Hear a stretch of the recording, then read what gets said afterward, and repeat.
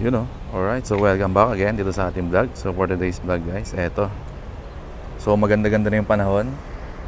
You know, di na siya nag-uulan. So may time na tayo para mag-review ng motor na to. Yan no. So etong CF Moto guys, to be exact, is nasa 11 days na sa atin. Etong SRS. Yan no, simula nung nakuha natin. So hindi tayo gaano nakakapag-ride since nga maulan. So ito na yung best time para i-review natin tong motor na to. Alright, let's go.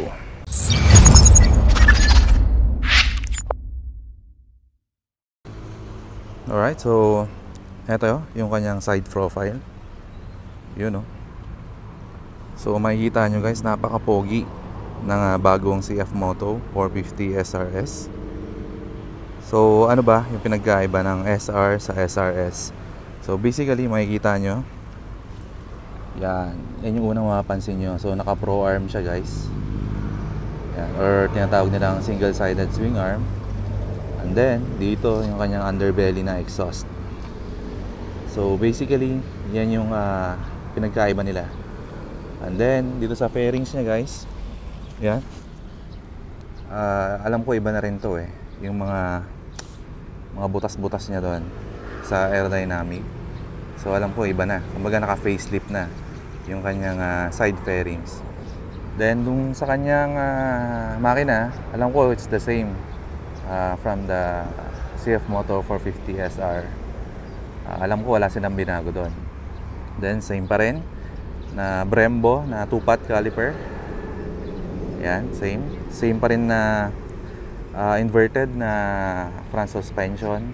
Pero ang alam ko guys, base kasi sa manual nung nagbasa ako, parang mas nilakihan nila itong kanyang front suspension. So mas malaki siya compare sa CF Moto na 450 SR. Then ito yung kagandahan ng sa SRS. Makikita nyo, adjustable yung kanyang compression ng kanyang front shock. Oops. Ayan. So dito ina-adjust yan kabilaan para sa kanyang compression. 'Di ba? So loaded tong motor na to. And then ayun guys, meron din pala tong sleeper clutch and clutch assist. So malambot itong kanyang clutch. Then ayun nga, sleeper clutch siya. So napaka-smooth ng downshift mo. Dan ayun, downshift and upshift. So napaka-smooth. Ito yung nagustuhan ko guys, CF Moto. Nilagyan nila ng ganto. So merong standard na shifting, meron ding tinatawag nilang GP shift. So from the standard, ito nandito. So pag nandito yan, 1 down then 5 up. Pag dito naman sa GP shift, 1 up then lahat down na. So sa GP siya ginagamit. So kaya siya tinawag na GP shift. So ayan, meron pa rin yung 40 na nakalagay sa kanya. Sa likod, same pa rin. Yun same pa rin sa likod. Then ito guys, yung pinagkaiba nila sa kanyang TFT, full TFT na display. So dito, ayan, makita nyo, same pa rin. Meron ng SRS. So ang binago lang nito to guys is itong itong panel na to sa kanyang subject style. So sa subject style, ayan, tatlo na yung pagpipilian mo. Sa SR, etong dalawa lang ang meron. So SRS, meron na siyang dynamic, which is yung gamit natin ngayon. And then same pa rin, dual ABS. Yan, ka-ABS pa rin. Then ito naman is naka traction control na. Traction control itong kay SRS, makikita natin dito.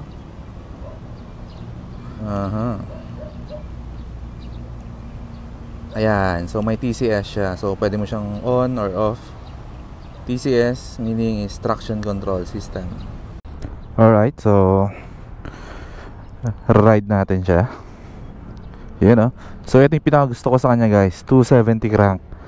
Yung tunog niya from stock, solid. So from stock, ayan yung kanyang tunog, di ba? Kumbaga sa lahat ng parallel twin, or sa lahat ng twin cylinder, ito yung pinakamagandang tunog sa lahat. Kasi nga 270 crank siya. By the way, guys, sa CF Moto, marami na ang nasa halos lahat, or lahat ng 450 cc ng CF Moto is naka 270 crank na. So ride tayo konti. Hindi tayo makalayo, guys, kasi wala pa yung ORCR ko eh. So dito lang muna tayo. And by the way, nasama na tayo sa mga SR group. So soon, makakasama natin sila mag-ride, yung mga nasa SR squad. Etong July 13, merong parang official or tam bike na gaganapin. So sasama tayo doon, guys. Ito yung kagandahan sa kanya, magaan lang siya. So pwede mo siyang isingit-singit. Sa filtering, walang problema. Yun, oh. So paulit-ulit ako na lagi kong sinasabi, napakaganda ng tunog na ito, itong SRS or itong 270 crank. Yun, oh. Ikot lang tayo, guys.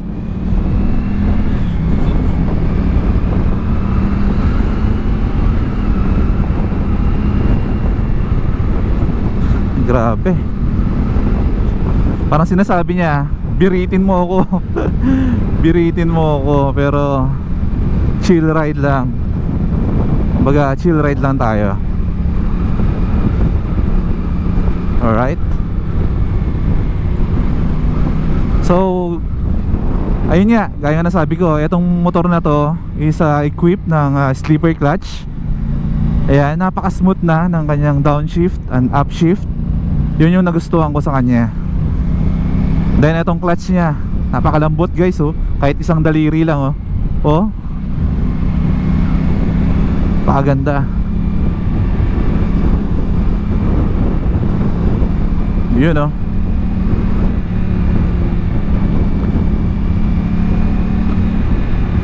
Paisip ako kung kailangan ko ba mag-upgrade or kahit slip-on lang. Pero hindi natin alam. Depende na lang. Pero enjoy ko muna siguro tong stock.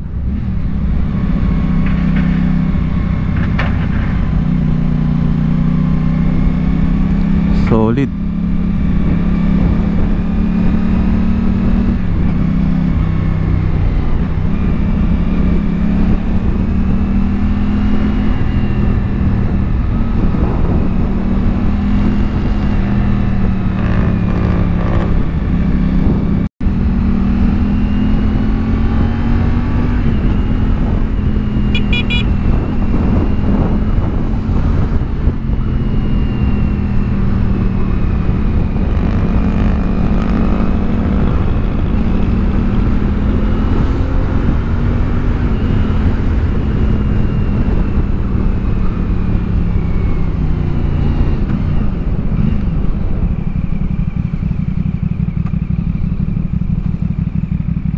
Gusto ko sana lumabas ng ng Cavitex.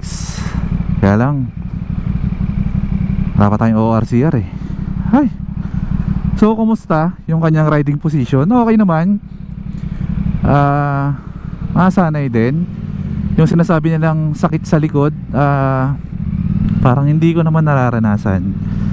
So luckily itong SRS, hindi siya yung ganun kasubsob.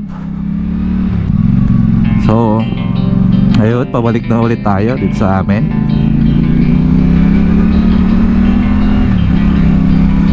So ayun, guys, no, sana nagustuhan nyo itong ating review dito sa ating bagong motor. So yun lang naman, simpleng review lang.